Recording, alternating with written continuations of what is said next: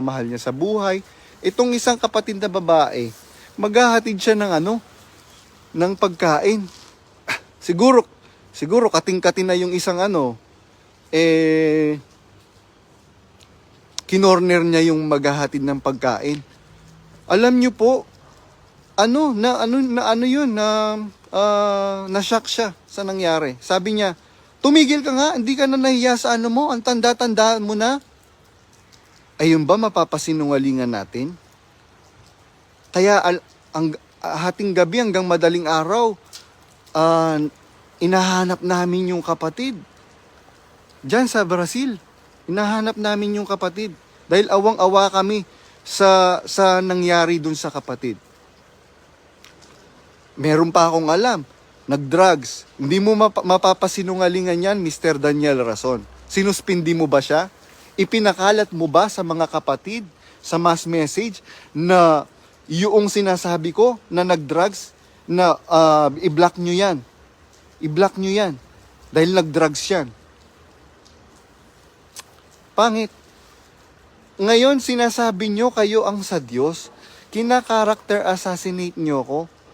Pinagtatanggol pa nga kita nung una kahit alam kong ikaw ang nag-utos sa akin na nag-block. Dahil I am hoping na magising ka sa katotohanan, pero hindi ka na magigising sa katotohanan, Mr. Daniel Rason. Dahil pag mamatigasin mo na, maimpyerno kayo.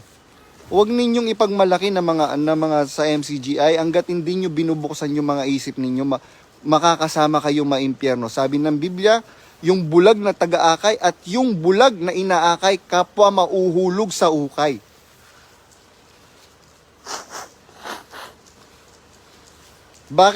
Bakit minomonitor ninyo yung mga nanonood sa akin? Meron nga akong kilalang bagong halal na AP. Dati siyang presidente ng music ministry. I am looking up to that person before.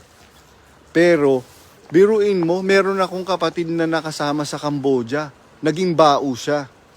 Tapos, como ako, wala na akong maibigay. Actually, tinutulungan ko yung kapatid personally sa sarili kong bulsa. Nung wala na akong maibigay, inilapit ko sa lokal nila.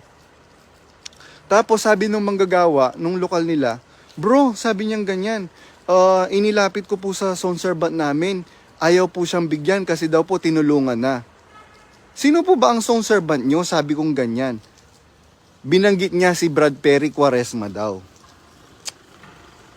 Kinausap ko si Brad Perry Quaresma. Sabi ko, bro, Brad Perry, sabi ko si Brad Badong po to. Nagpakilala na ako. Sabi ko, kasi po yung kapatid, sabi kong ganyan, baon na po siya, kakamatay lang ng asawa niya.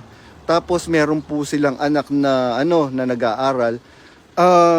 Ako po kasi tinutulungan ko po siya personally, kaya lang hindi naman po sa lahat ng pagkakataon meron po akong maitutulong.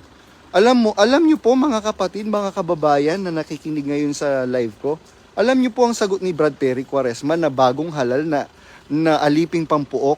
Ang sabi po niya, tinulungan na namin yan. Nashock ako. Sabi ko sa kanya, ganyan ba ang natutunan mong pagtulong kay Brad Ellie? Well, hindi ganyan ang natutunan kong pagtulong kay Brad Ellie.